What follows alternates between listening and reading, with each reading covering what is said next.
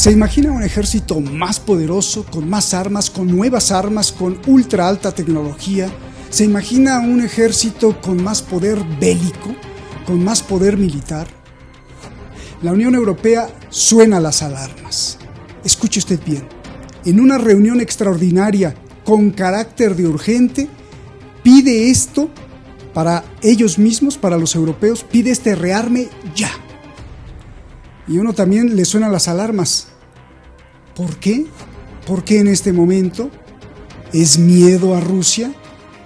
Preguntemos, analicemos. Soy Roberto de la Madrid. Y esto que siempre ha sido suyo.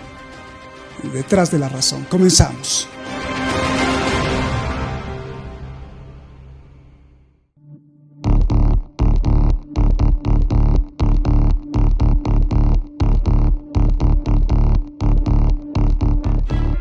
Los líderes de la Unión Europea piden urgentemente rearmarse, renovar su arsenal de defensa e incrementar el poder militar.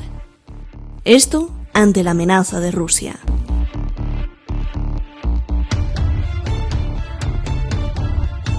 What we have learned from the Ukrainian war is that it's not enough trade, it's not enough the rule of law, it's not enough to be a good civil power.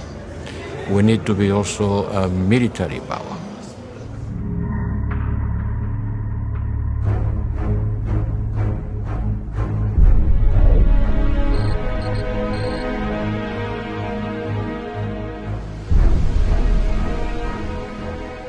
Con esto, parecería que están reconociendo que este poder militar mostrado por el superpoderoso ejército de la OTAN no es en realidad superpoderoso ni es suficiente.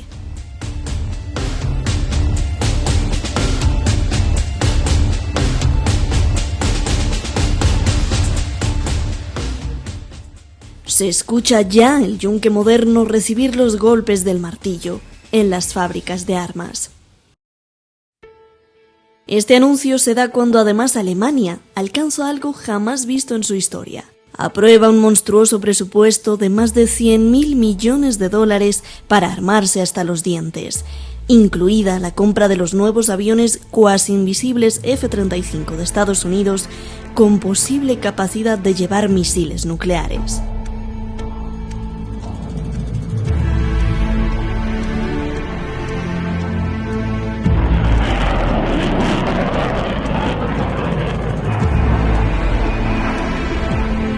El presupuesto cumplienta la exigencia de la OTAN, tal como lo ordenó Donald Trump cuando era presidente. 23 of the 28 member nations are still not paying what they should be paying.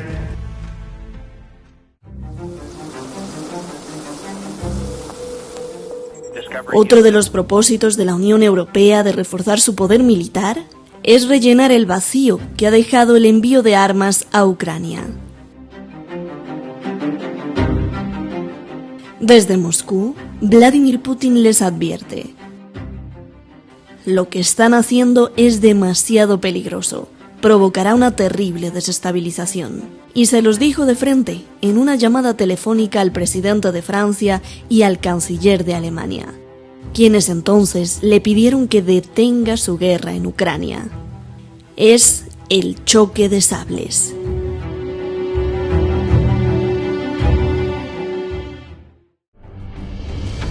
Muchísimas gracias al equipo de Detrás de la Razón, muchísimas gracias a usted por estar apoyándonos. Nunca nos cansaremos de agradecerle, de decirle que pues gracias a usted YouTube nos elimina, pero bueno, pues ha de tener un poco esa censura. Sigue sin devolvernos los canales anteriores, sigue sin devolvernos los cientos de miles de seguidores que perdimos el año pasado, pero la comunidad sigue incrementándose y ya vamos para los 100,000 espectadores. Muchísimas gracias a usted y muchísimas gracias a toda la comunidad de Detrás de la Razón que sigue pidiendo que no se censure este canal. Muchísimas gracias.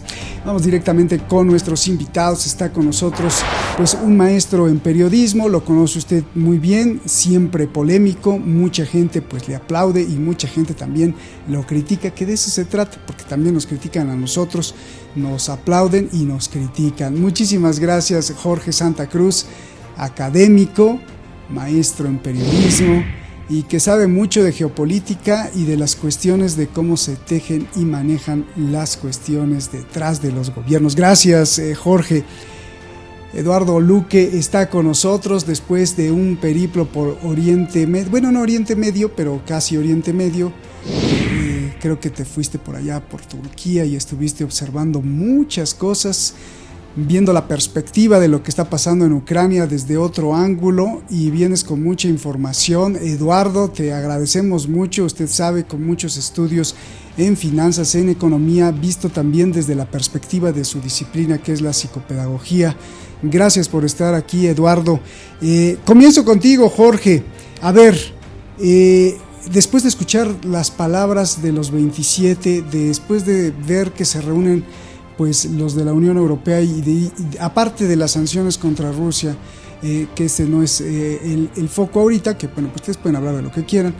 Jorge, yo te pregunto, ¿qué significa esto de que necesitamos un rearme, necesitamos más armas? ¿Es miedo a Rusia?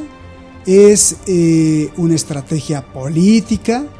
¿O es un negocio oscuro que es pues darle más vuelo a la fabricación de armas? Y bueno, aquí lo que importa es el dinero. ¿Cuál de esas tres cosas, o si hay otra, pues explícanos? ¿Miedo a Rusia, estrategia política o un negocio ahí nefasto? Por favor, adelante, Jorge.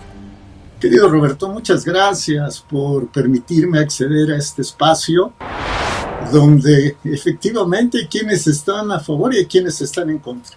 No me importa. Lo que se trata es de exponer puntos de vista. Te saludo con el cariño de siempre, el respeto, y también Eduardo, a todo el equipo. Un servidor considera que se trata de las tres cosas, Roberto. Un miedo a Rusia en el sentido militar, porque aunque en el aspecto de la operación militar especial que comenzó el 24 de febrero pasado, hace poco más de 3 meses, los objetivos no se han cumplido, por lo menos no como lo hubiera deseado el Estado Mayor ruso, pues las fuerzas de Putin ahí están. Y no están combatiendo solamente contra Ucrania, están combatiendo contra las fuerzas ucranianas respaldadas por las potencias occidentales, que no son poca cosa, ¿no? Es un escenario, como tú lo señalabas, que no vemos desde finales de la Segunda Guerra Mundial. Entonces sí hay un miedo indirecto a Rusia, a su potencial aeroespacial, y sabes que también un miedo al aliado fundamental de Rusia, que en este caso es China. No me extendré mucho porque sé que el tiempo apremia. Ahora, también considero que es una estrategia política del globalismo liderado por las facciones que tienen como cabezas visibles, por ejemplo, a los Obama, a los Clinton, a los Biden, a los Rothschild, a los Soros, y que pretenden mantener un statu quo que podríamos llamar unipolar, es decir, en el que ellos son el único polo de decisiones. El miedo indirecto a China, pues, ahí está. Y por lo demás, estamos ante un hecho inédito que también redituará enormes ganancias. No tengo la cifra, pero las inferencias lógicas indican que serán de miles de millones de euros y de dólares. Hace un par de días, si la memoria no me falla, el canciller alemán, el señor Scholz, Olaf Scholz, anunció que su país invertirá 100.000 millones de euros en el rearme de Alemania.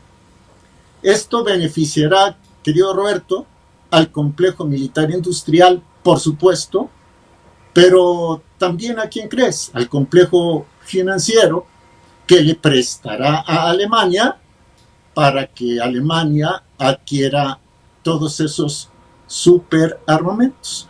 Scholz dijo que la inversión para que Alemania tenga una capacidad defensiva como nunca antes en la historia, se invertirá el 2% del Producto Interno Bruto. Esto no creas que es una ocurrencia, esto del 2% del PIB alemán, no es una ocurrencia de Scholz, ya lo veremos más adelante si hay tiempo. Estos son lineamientos de la Organización del Tratado del Atlántico Norte, la OTAN. Por último, para entregarles cámaras, micrófonos, Alemania anunció este miércoles 1 de junio que proveerá a Ucrania de su sistema de defensa aéreo Iris-T, fabricado por un complejo alemán de nombre, lo voy a deletrear, D-I-E-H-L, en alemán supongo que sería algo así como de y que Alemania incluso apoyaría con la entrega de lanzacohetes múltiples a Ucrania, una propuesta que es de los Estados Unidos, ¿no? O sea que Estados Unidos propone y Alemania acepta. Y finalmente, para no extenderme, lo que veo es que la OTAN, que está preparando una junta cumbre para el 29 y 30 de junio en Madrid, está preparándose para darle una respuesta militar al otro planteamiento que viene de otra de las élites cuya cabeza visible se llama Henry Kissinger, quien en el Foro Económico Mundial de Davos se pronunció porque hubiera paz en Europa y que, bueno, pues ya se le hicieran algunas concesiones territoriales a Rusia. Ese es mi planteamiento inicial, Roberto, Eduardo, amigos. Se está poniendo la cosa, como se dice en México, color de hormiga, o sea, roja, porque fíjate que esto, curiosamente, se da después de que en el foro de Davos, el señor George Soros llamara a derrocar a Putin.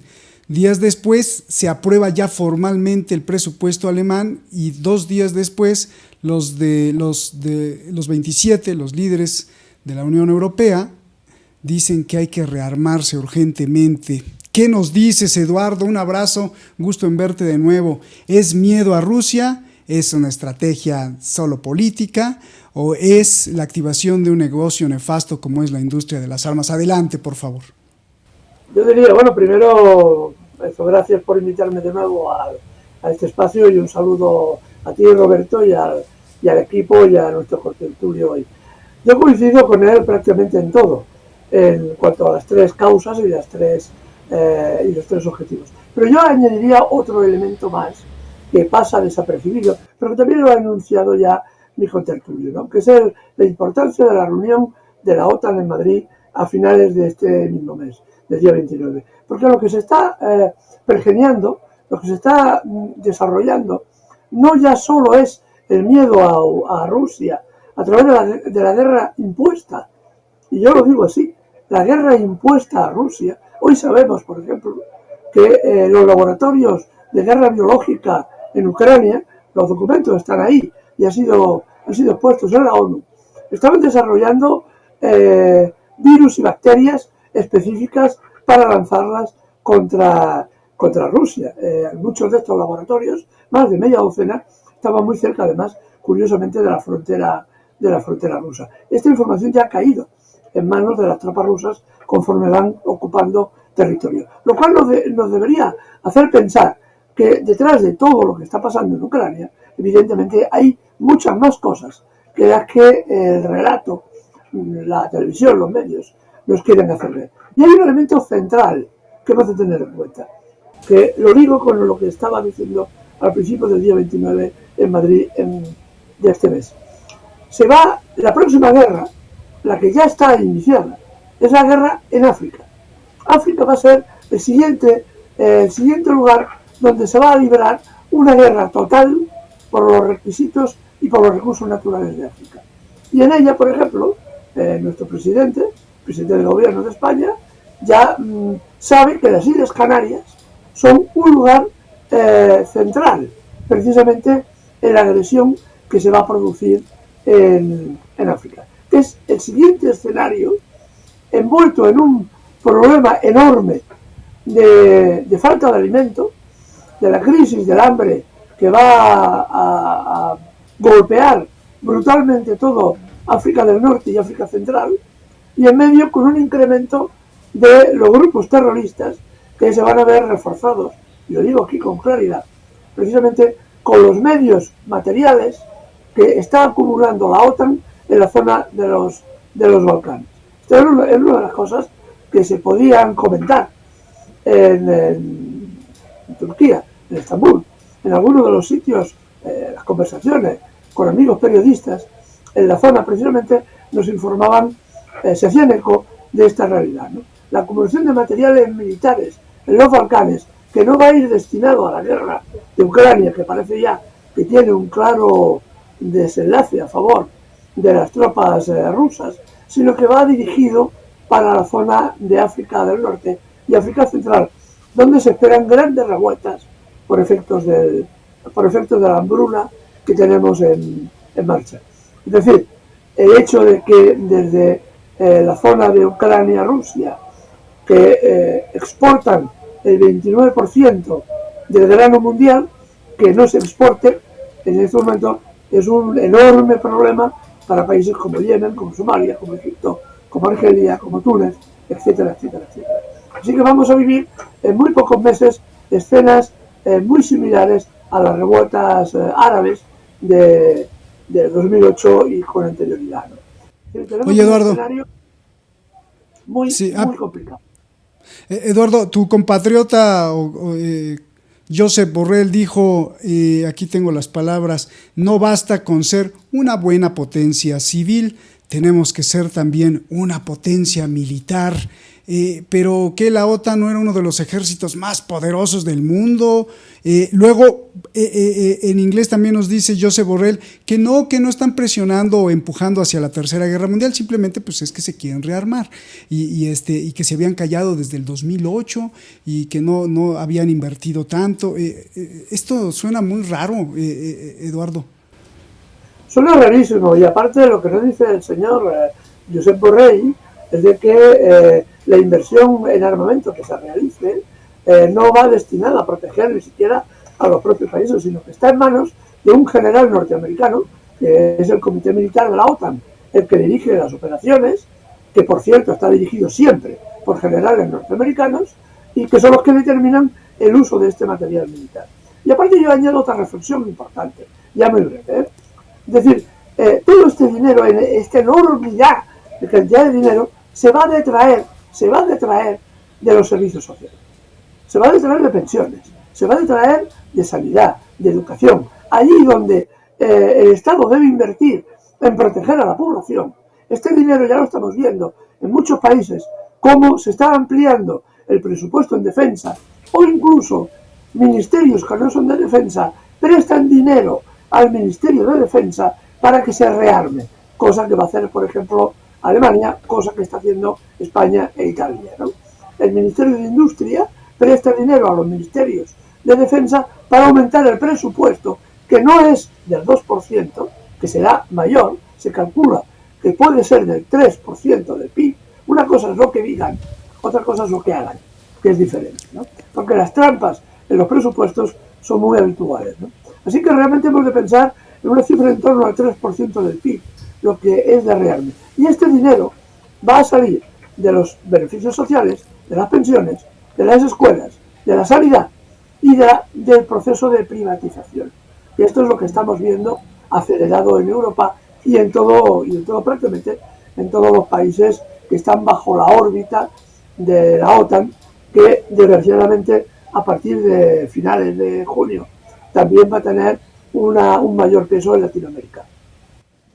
Pues qué desgracia, porque entonces eso quiere decir que de tu bolsillo, Eduardo, de tu bolsillo van a sacar unos euros, y así como de ti también, de todos los españoles que trabajan y contribuyen, y de todos los alemanes y franceses y de todos los pueblos europeos, les van a meter la mano al bolsillo y van a pagar esto que están decidiendo estos otros que son unos poquitos y que creen que tienen todo el poder. A ver, Jorge, tengo dos contradicciones que me parecen vitales, pero que no se habla mucho de estas contradicciones.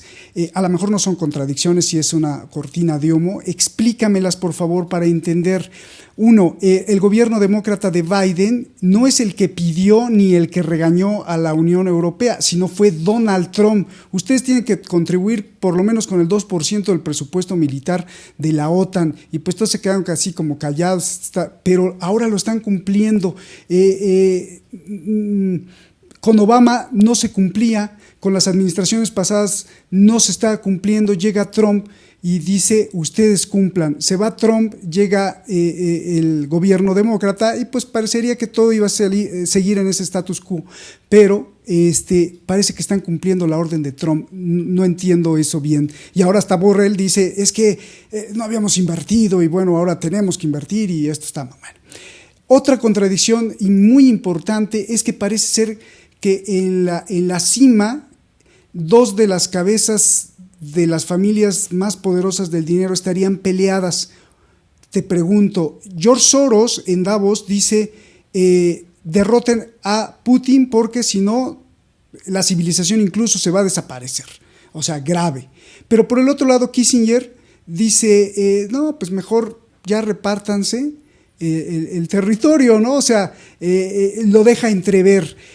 Es una contradicción entre Soros y Kissinger en el mismo foro de Davos, en donde está la élite mundial.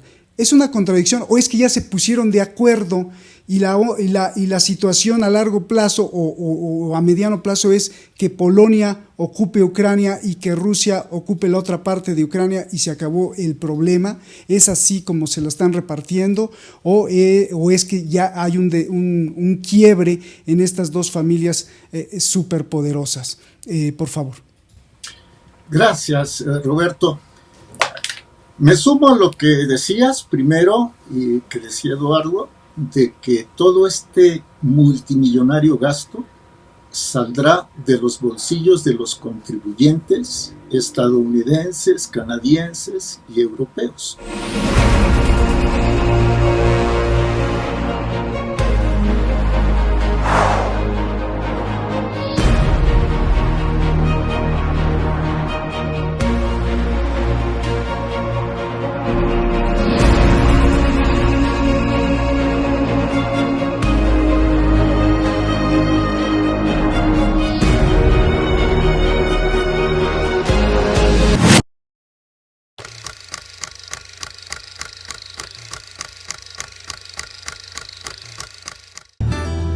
Pedirle, como todos los canales lo hacen y que gracias a eso podemos existir y llevar la información, que haga algo muy sencillo. Solo píquele ahí y suscríbase, toque la campanita, para que este espacio de libertad continúe. De lo contrario, los que nos quieren manipular seguirán avanzando. ¡Saludos!